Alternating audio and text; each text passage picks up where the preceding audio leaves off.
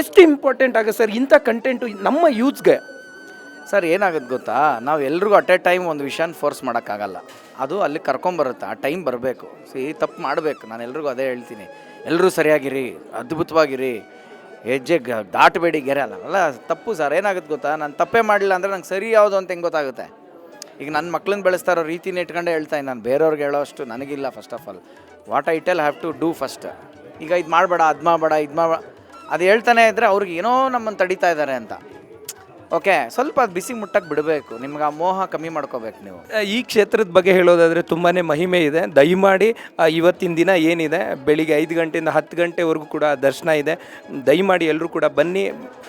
ಈ ದಿನಾನ special day ಆಗಿ ನೀವು ನಿಮ್ಮ ಲೈಫಲ್ಲಿ ಸೆಲೆಬ್ರೇಟ್ ಮಾಡಿ ಅಂತ ಹೇಳ್ತಾ, ನಾನು ಒಂದು ಪರ್ಸ್ನಲಿ ಆ್ಯಂಡ್ ಪ್ರೊಫೆಷ್ನಲಿ ಹೇಳೋದಾದರೆ ಆನಂದ್ ಸರ್ ಬಗ್ಗೆ ನಾನು ಡೈರೆಕ್ಟ್ ಆ ವೈಬ್ ಹೇಗಿದೆ ಅಂತ ಅಂದರೆ ಯು ಕಾಂಟ್ ಬಿಲೀವ್. ಒಂದ್ಸಲಿ ಅವ್ರ ಜೊತೆ ಮಾತಾಡಿ ನೋಡಿ. ನಾನು ಲಾಸ್ಟ್ ಒಂದು ಸ್ಟುಡಿಯೋದಲ್ಲಿ ಮಾತಾಡಿದೆ, ಆ ವೈಬ್ ಅಷ್ಟು ಚೆನ್ನಾಗಿದೆ.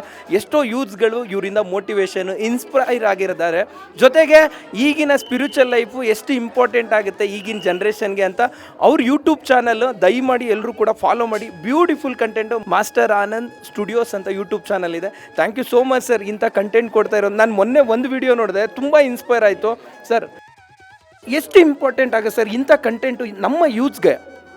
ಸರ್ ಏನಾಗುತ್ತೆ ಗೊತ್ತಾ, ನಾವು ಎಲ್ರಿಗೂ ಅಟ್ ಎ ಟೈಮ್ ಒಂದು ವಿಷಯನ ಫೋರ್ಸ್ ಮಾಡೋಕ್ಕಾಗಲ್ಲ. ಅದು ಅಲ್ಲಿ ಕರ್ಕೊಂಬರುತ್ತೆ, ಆ ಟೈಮ್ ಬರಬೇಕು. ತಪ್ಪು ಮಾಡಬೇಕು. ನಾನು ಎಲ್ರಿಗೂ ಅದೇ ಹೇಳ್ತೀನಿ, ಎಲ್ಲರೂ ಸರಿಯಾಗಿರಿ, ಅದ್ಭುತವಾಗಿರಿ, ಹೆಜ್ಜೆ ದಾಟಬೇಡಿ ಗೆರೆ ಅಲ್ಲ ತಪ್ಪು ಸರ್. ಏನಾಗುತ್ತೆ ಗೊತ್ತಾ, ನಾನು ತಪ್ಪೇ ಮಾಡಲಿಲ್ಲ ಅಂದರೆ ನಂಗೆ ಸರಿ ಯಾವುದು ಅಂತ ಹೆಂಗೆ ಗೊತ್ತಾಗುತ್ತೆ?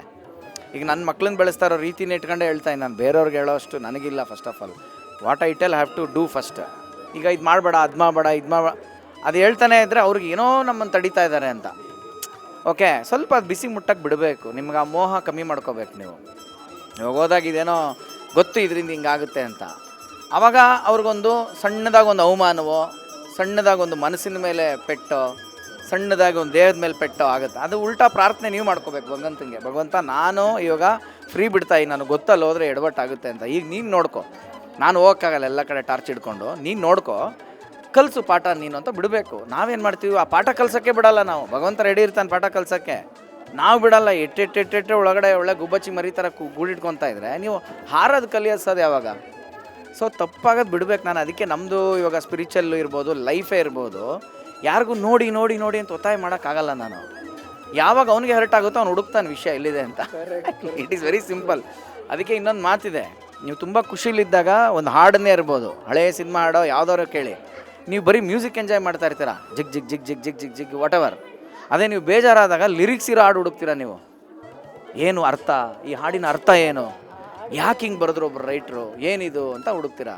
So that's why that all when you are happy you go to music, when you are sad you will go for lyrics.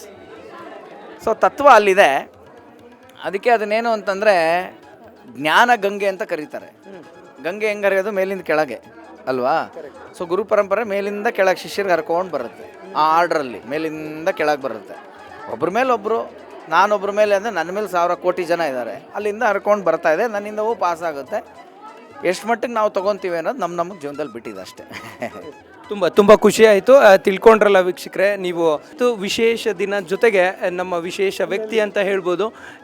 ಗುರುಗಳಿಗೆ ಯಾವ ಥರ ನಾವು ಗ್ರ್ಯಾಟಿಟ್ಯೂಡ್ ಆಗಿರಬೇಕು, ಸ್ಪಿರಿಚುವಲ್ ಹೇಗಿರಬೇಕು, ಮ್ಯಾನಿಫೆಸ್ಟ್ ಹೇಗೆ ಮಾಡಬೇಕು, ಯೂನಿವರ್ಸ್ ನೀವು ಮಾಡೋವಂಥ ಕೆಲಸಕ್ಕೆ ಅದು ಖಂಡಿತವಾಗ್ಲೂ ಸಪೋರ್ಟ್ ಮಾಡುತ್ತೆ ಅಂತ ತಿಳ್ಕೊಳ್ಳೋಕ್ಕೆ ಸಾಕ್ಷಿ ಅಂತಲೇ ಹೇಳ್ಬೋದು. ಎಲ್ರಿಗೂ ಒಳ್ಳೆಯದಾಗಲಿ.